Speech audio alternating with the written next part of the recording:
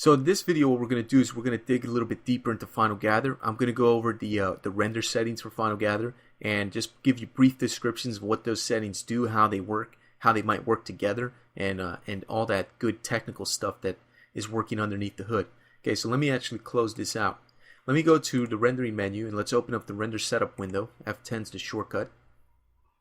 And let me move the render setup window over here on the right, and I'll do a test render very quickly to see what we have. This is what we have so far. So let's go over these settings here. I'm going to give you some brief description on these settings and explain them to you so you understand what they are and what they do. We'll start from the top here in the Final Gather section of the render setup window. Make sure you're in the indirect illumination tab, and you'll notice that there are 3 rollouts here. We've worked with global illumination before. Now we're going to work with Final Gather. So make sure you're in the Final Gather rollout. Okay, so the first option up here is the enable Final Gather option. That basically just turns the feature on or off. Well, we want to have it on because we're using it. Over here we have a multiplier. This multiplier controls the brightness of the Final Gather effect in the scene. Right now it's got a default setting of 1, which is perfectly fine for most purposes. If for whatever reason you need to dim it down, you can lower it. You can make it lower than 1. You can also increase it past 1. So if you want to make the Final Gather effect brighter, you can go ahead and say use a setting of 5. You can render this out again, and it's going to render out much brighter, as you can see here. Let me go ahead and knock that back down to 1. Render it again. Then we have a color swatch over here. By default, it's set to a neutral color, which is white. If you wanted to, you can use a color, like, so let's say green for example.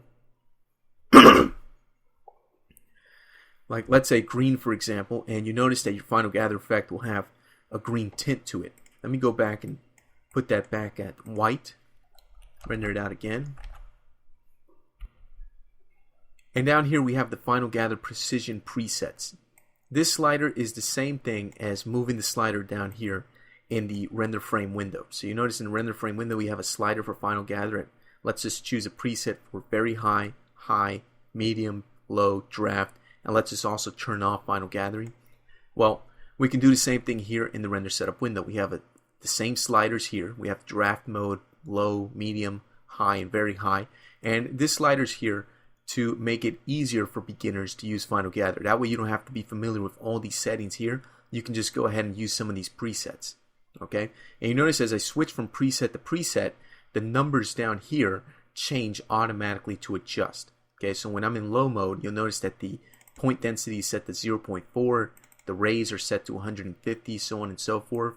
If I change to, say, a medium setting, the numbers change accordingly. If I change to a high setting, they change again, and I think you get the idea.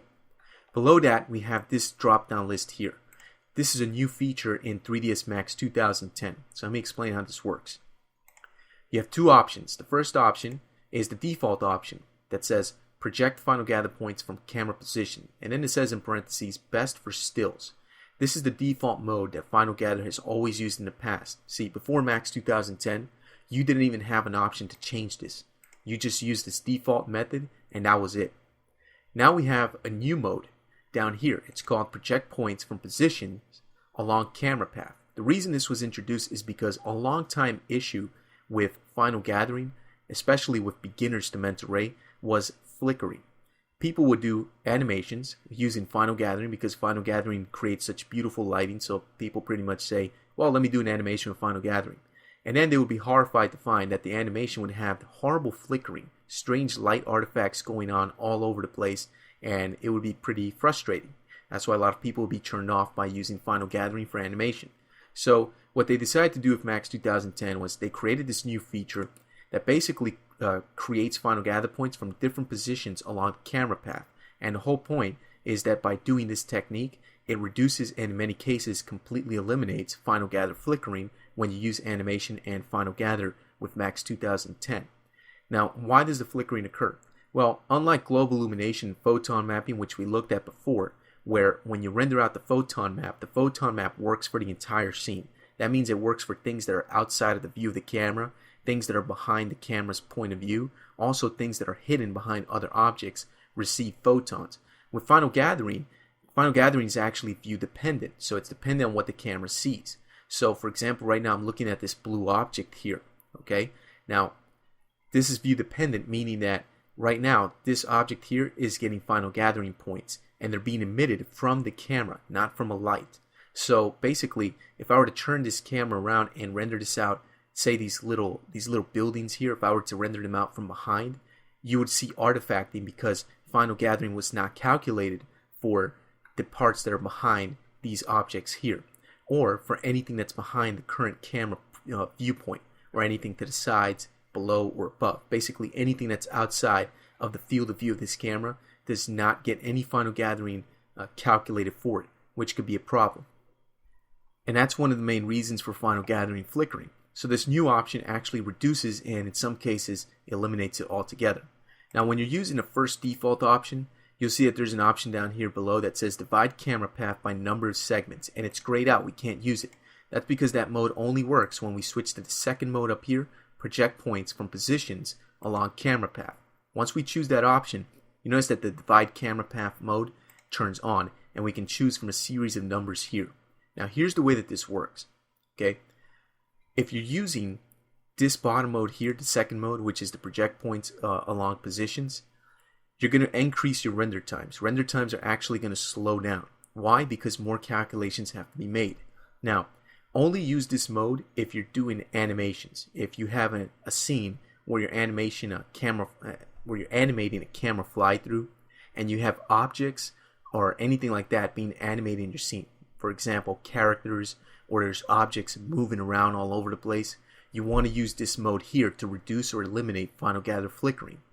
You can use the number of segments here to control by how many segments or how many positions the final gathering is going to be calculated from along the camera path or along the camera animation, if there's any camera animation. The upside to this is that by using more of these segments, you will eliminate the chances of final gather flickering. The downside is, by using more and more of these segments, you'll increase render time more and more and more. Okay, so the fastest way to render out final gather is to use the first option, which is best for stills, but that's not ideal for camera animation or any type of animation. So if you're doing a project where you're doing animation, use the new second option here to project points along positions, and that'll actually reduce and in some cases eliminate final gather flickering. Now, it's not perfect, so it doesn't guarantee that it'll eliminate final gather flickering. The best thing I recommend you do, use the first option and try to see if you can get away from final gather flickering using this option, because sometimes you can. Now in a complicated scene where there's a lot of animation going on, objects are moving around, maybe characters, things like that, you may not be able to get away with this first option. So if that's the case, and then I would suggest to switch to the second option and use the small number of segments possible. Try using the setting of 4 segments and see if that reduces or gets rid of the final gather flickering. If it doesn't, switch to 9 and try to use that. But don't go and switch to a big number like 64 or 100, something like that, because your render times are going to slow down significantly. So be careful about that. Now again, there's no magic number or magic setting that you can just turn on and final gathering is going to render out perfect every single time. Every scene that you render out in 3ds Max is going to be different. Each scene is going to have its different needs and so on and so forth. So it's important to do test rendering and to experiment until you find the settings that are right for your specific scene. Okay, so down here we have an initial final gather point density. That's going to control the density of final gather points. The lower the number, the less density, and the faster you're going to render. But if there's a less density of final gather points, the final gathering is not going to look good. It's going to have low quality. So if we set that to say 0.1, and let me actually zoom in here on this object and render out from here. Here's density of 0.1.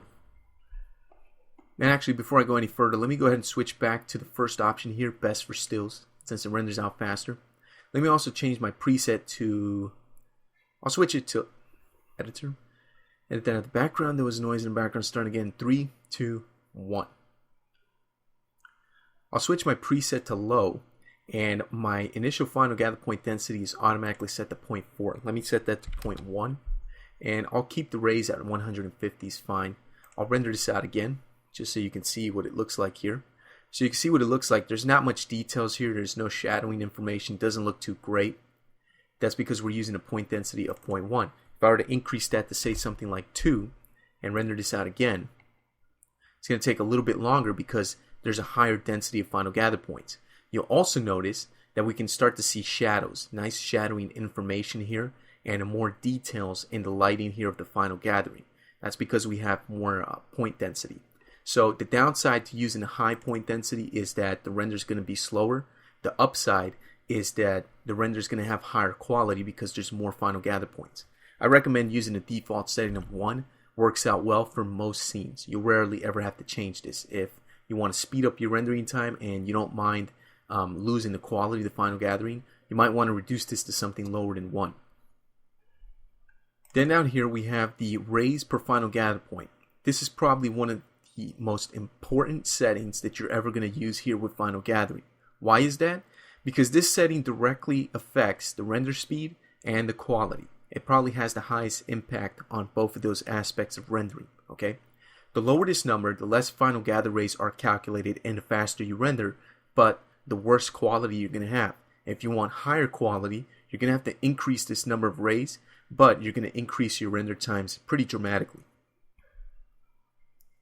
So that said, this setting is very important for render speed and quality. So let's go ahead and knock this down to something like, say, 32, which is a very, very low setting. Now, let me actually zoom in here a little bit more. Render this out. Get an up-close shot here. So I'm using a point density of 1, and I'm only using 32 final gather points. And you notice that the render time down here was 3 seconds. And just have a look at how these shadows and things look here. Okay, you notice that there isn't much detail in the shadows, and it's very hard to make out any small detailed objects here. Let me clone this image so I can come back and compare and contrast in a moment. Now let me take the number of rays and increase that to something like 500, which is a lot. That's very high quality. Let me render again.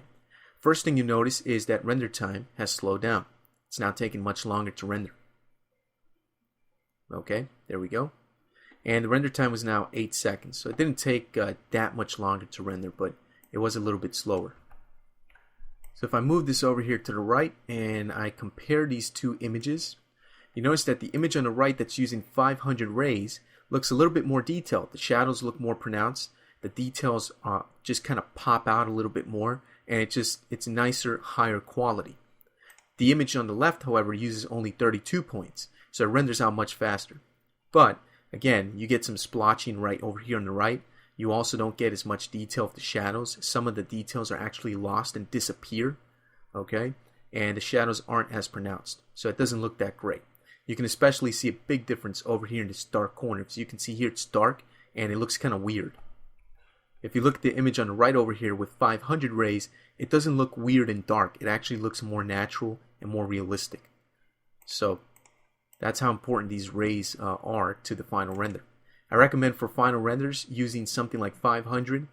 If you're doing a rendered still, you can actually get away with about 200 rays, and in some cases even 100 and change. Just over 100 rays can actually give you a pretty good result in some cases. Pretty rarely, but you should try starting off at 100 rays and then slowly increase and see how much you can get away with.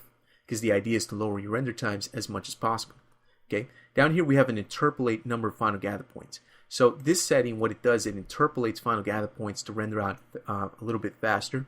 But the main purpose of this setting is it affects the quality of the final gathering. So it doesn't really affect the speed, it affects the quality. So let me show you how this works. Let me take the number of final gather rays and knock that down to 100 so we render out faster. Okay. Now the default setting for the interpolation here of final gather points is set to 30. Now here's the way that this works. The lower this number, the more accurate your final gather lighting is going to be. However, the more splotching you're going to get. So let me go ahead and lower this down to, say, a setting of 5, which is very, very low. But it's very, very accurate by the same token. Okay, with a setting of 5, you'll notice that these edges, these little shadowed areas of the scene, are more pronounced and they pop out a lot more. Okay, you'll also notice that immediately there's a whole bunch of splotching all over the place. So that's bad. How do we get rid of the splotching? Well, we have to increase the number of rays by a lot. Okay, so that's the upside. The upside to using a tighter, smaller number of final gather points, which is more accurate, is that it's going to go ahead and render out more accurately. If you use a very high number, like say 100, and I render this out again, you're going to notice that we're going to lose a lot of details. You notice that a lot of shadows disappeared, a lot of little details and lines disappeared. Down here, we can't even tell where the floor meets this wall right here. Over here, we completely lost the line that was here before, showing us where there was another wall extruding here. So we lost a lot of detail, a lot of the shadow information. We have no shadows below this wall right here, so it doesn't look very good. We lost all the accuracy basically in exchange for getting rid of the splotchiness, which is not good. Let me go back to the default 30. Down here we have diffuse bounces. Diffuse bounces just adds, exactly as the name suggests, more diffuse bounces of light. By default set to 0, so we only get one bounce of light by default, which is the final gathering lighting that's in here. If we increase this to 1, now we have an extra diffuse bounce, so it's actually like having two diffuse bounces, the default one and this extra one. You also notice that the scene becomes brighter because more light is bouncing around in the scene. Okay? The more you increase the number of diffuse bounces, the slower your render is going to be because you're doing more calculations. You get to a point where you do so many diffuse bounces where it really won't make the scene brighter or look any nicer. So you're really wasting rendering time. I recommend sticking with no extra diffuse bounces since it renders the fastest and it still renders pretty good. But if you like to, you're always free to go ahead and add as many diffuse bounces as you like here. And, well, the render time is going to be up to you. You're going to have to decide whether you want to take the hit in render time in exchange for more diffuse bounces or not. And then you have the weight parameter here. If I go ahead and say maybe do a couple of diffuse bounces, I knock this weight down to say something like 0.1, and I render this out, it's going to look as if though we don't have any diffuse bounces because I lowered the contribution of the diffuse bounces by knocking the weight down to 0.1. But if I increase this weight to say 1, it's going to go ahead and brighten this up. Now there's more contribution being brought in by the diffuse bounces. So that's the only thing that the weight parameter does. So let me knock that back down to 0. Then we have some advanced sets of parameters here. We have a noise filtering or speckle reduction parameter, which we can change here. The default is standard. I recommend keeping it at the default. If you like though, you can increase it to a high, very high, or extremely high noise filtering there. So if you're getting some kind of noise or strange contrast here with the image, let me render this out again, where you're getting some kind of strange splotches or dark and bright areas, and you need to even that lighting out so you don't get these little nasty bright spots, you might want to go ahead and make sure that you're using noise filtering, which is by default turned on. And if for whatever reason you need to increase the amount of noise filtering, you can. You can go to high, very high, or extremely high. Okay? And if you like to, you can also turn it off.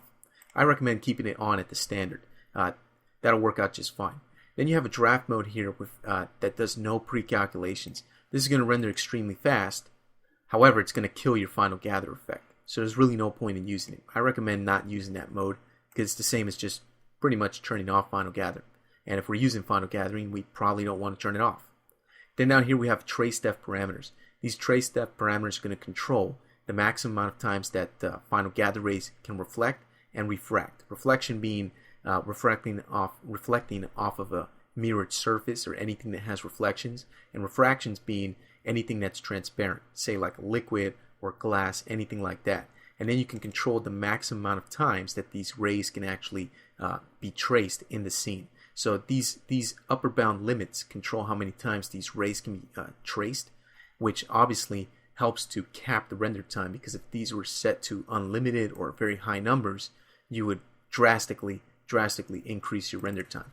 The default settings are actually pretty good.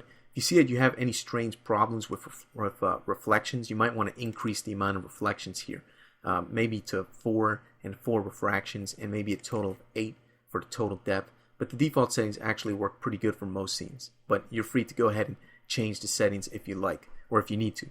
Then now here we have a fall off parameter. Let's go ahead and turn that on. And if we go ahead and hit render, it appears as though nothing happened. That's because nothing happened. Why did nothing happen? Well, because we have our start and our stop parameters set to 0. Okay, this is a distance that's measured in world units of your scene. And since my scene here is using centimeters as the world units, that's why we have 0 centimeters and 0 centimeters, which is the default setting. Now, what is fall off useful for?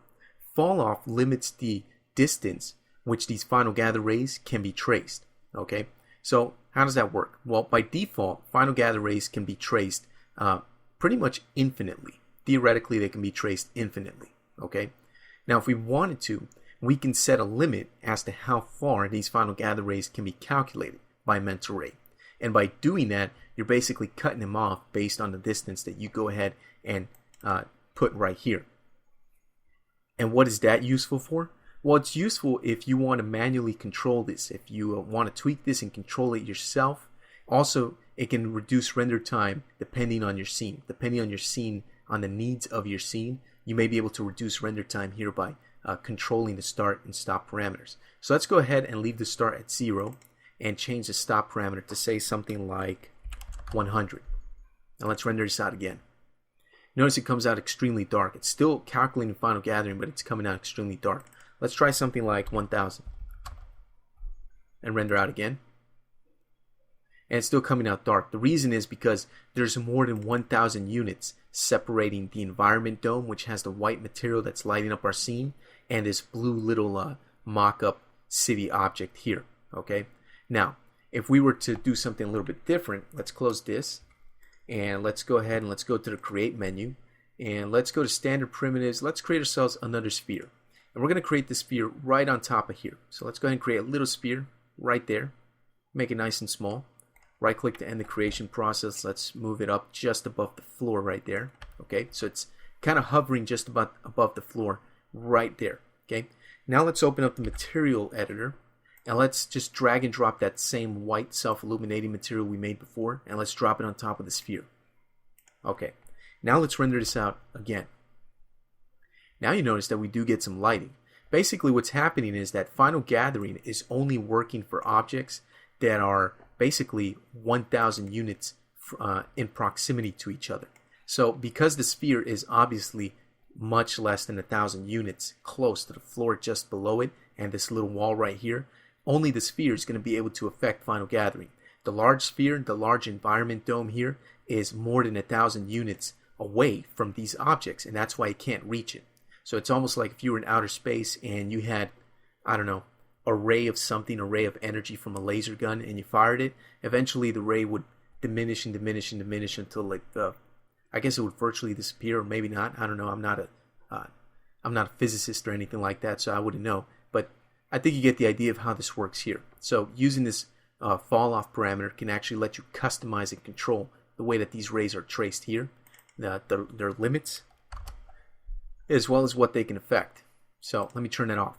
Down here we have final gather point interpolation.